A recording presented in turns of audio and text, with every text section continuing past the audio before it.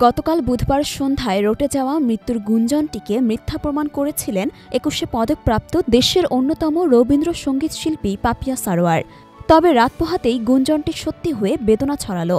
শেষ পর্যন্ত না ফেরার দেশে পাড়ি জমালেন ৭২ বছর বয়সের এই কিংবদন্তি। আজ বৃহস্পতিবার সকাল ৮টায় রাজধানীর একটি বেসরকারি হাসপাতালে তিনি শেষ নিঃশ্বাস ত্যাগ করেন। দীর্ঘদিন ধরে তিনি ক্যান্সারের সঙ্গে লড়াই করছিলেন। পাপিয়া সারোয়ারের স্বামী সারোয়ার আলম গণমাধ্যমকে খবরটি নিশ্চিত করেছেন। তিনি জানান, পাপিয়া আর আমাদের মাঝে নেই। সকাল ৭:৩০ থেকে ৮টার দিকে চিকিৎসক তার লাইফ সাপোর্ট খুলে মৃত ঘোষণা করেছেন। প্রয়াতের মরদেহ আজ বারডেমের হিমঘরে রাখা হবে। কাল জুমার নামাজের পর জানাজা শেষে বনানী কবরস্থানে দাফন করা হবে। গত মাসে ঢাকার বসুন্ধরা আবাসিক এলাকার একটি হাসপাতালে চিকিৎসাধীন ছিলেন পাপিয়া। সর্বশেষ তেজগাঁওয়ের একটি বেসরকারি হাসপাতালে ভর্তি করা হয় তাকে। সেখানে চিকিৎসাধীন ছিলেন তিনি।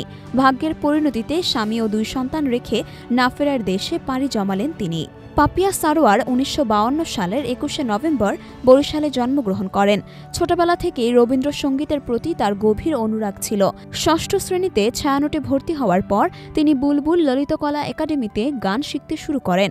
১৯৬৭ সাল থেকে বেতার টেলিভিশনে তালিকাভুক্ত শিল্পী হিসেবে গান গাইছিলেন। তিনি ঢাকা বিশ্ববিদ্যালয়ের প্রাণিবিজ্ঞান বিভাগের ছাত্রীও ছিলেন। এছাড়াও ১৯৭৩ সালে ভারত সরকারের বৃত্তি নিয়ে শান্তিনিকেতনে বিশ্বভারতী বিশ্ববিদ্যালয়ে রবীন্দ্রসঙ্গীতে স্নাতক ডিগ্রি নিতে ভারতে যান। বাংলাদেশের স্বাধীনতার পর তিনি প্রথম ভারত সরকারের বৃত্তি নিয়ে সেখানে স্নাতক সম্পন্ন করেন। এর আগে তিনি ছায়ানটে ওয়াহিদুল হক, সঞ্জিদা খাতুন ও জাহিদুর রহিমের কাছে গানের শিক্ষা গ্রহণ করেন।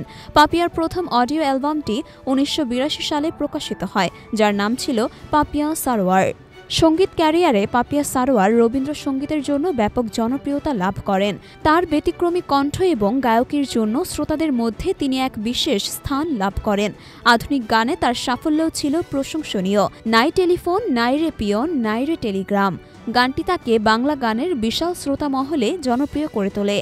পাপিয়া সারোয়ার ২০১৩ সালে বাংলা একাডেমি থেকে রবীন্দ্র পুরস্কার লাভ করেন এবং ২০১৫ সালে বাংলা একাডেমি ফেলোশিপ পান। ২০২১ সালে তিনি ২১শে পদক লাভ করেন।